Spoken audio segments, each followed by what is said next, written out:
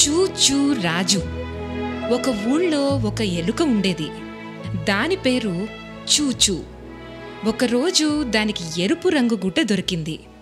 అప్పుడది ఈ విధంగా ఆలోచించింది, ఆహా, ఎంత అందమైన గుడ్డ, దీన్ని నేను టోపీగా కుట్టించుకుంటాను అనుకొని చూచూ బట్టలు కుట్టే దర్జీ వద్దకు వెళ్ళి, ఈ బట్టతో నాకు ఒక టోపీని కుట్టవా అని అడిగింది. అప్పుడు దర్జీ, వెళ్ళు వెళ్ళు, నీకు నేను టోపీని కుట్టను అని అన్నాడు. ఎలుకకి చాలా కోపం వచ్చి, అర్ధరాత్రికి వస్తాను, ఎలుకల సైన్యం తెస్తాను, అర్ధరాత్రికి వస్తాను, ఎలుకల సైన్యం తెస్తాను, నీ గుడ్డలు బొక్కలు పెడతాను, ముప్పు తిప్పలు పెడతాను అంటూ పాడసాగింది. ఆ దర్జీవాడు భయపడి ఒక సుందరమైన టోపీని ఎలుక కోసం కుట్టాడు. ఎలుక ఆ టోపీని ధరించి అద్దంలో చూసుకొని, ఆహా, నా టోపీ ఎంత బాగుంది అని మురిసిపోయింది. టోపీకి జరీ పట్టీ ఉంటే మరింత బాగుంటుందని తలచి చూచూ జరీ పట్టీల వాడి దగ్గరికి వెళ్ళి, నమస్కారం అండి, జరీ నేతవారు అనగానే నేతవాడు, నమస్కారం చూచూ, బాగున్నారా అని అన్నాడు. అప్పుడు ఎలుక, వీలైన జరీ పట్టీలను అమర్చవా అని అడిగింది.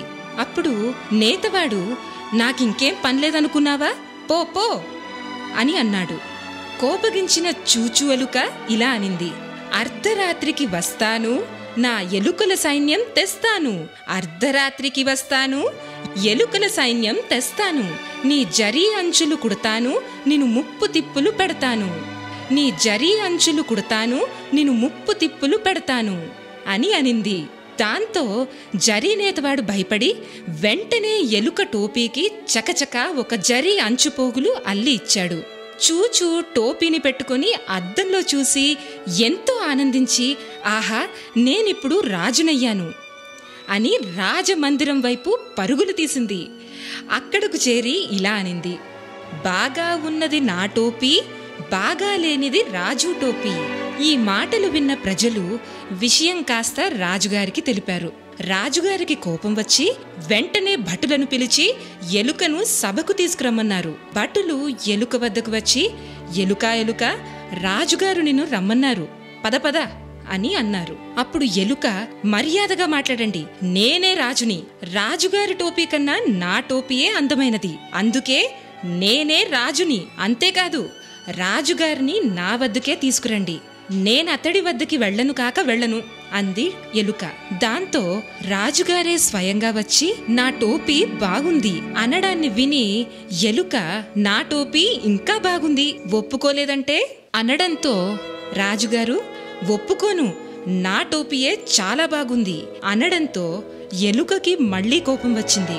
దాంతో ఎలుక ఇలా అంది, అర్ధరాత్రికి వస్తాను, నా ఎలుకల సైన్యం తెస్తాను, అర్ధరాత్రికి వస్తాను, ఎలుకల సైన్యం తెస్తాను, నీ టోపీకి బొక్కలు పెడతాను, నే నిలుచుని తమాషా చూస్తాను అని పాడినా రాజుగారు ఏమాత్రం భయపడలేదు. పైగా రాజుగారు నవ్వుతూ ఇలా అన్నారు, అయితే సరే, నీ టోపీయే చాలా బాగుంది. అప్పుడు ఎలుక, నా కోసం రాజగదిని ఏర్పాటు చేయండి, నేనే ఈ దేశానికి రాజునంది.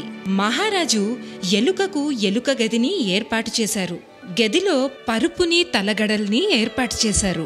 ఎలుకతో ఈ విధంగా అన్నారు, రండి ఎలుకరాజా, మీ రాజగదిని అధిరోహించండి అని ఆహ్వానించారు. ఆ ఎలుక టీవీగా అందులో కూర్చుంది. వెంటనే ఎలుక గది మూసుకుపోయింది. దాంతో ఎలుకకు బుద్ధి వచ్చింది.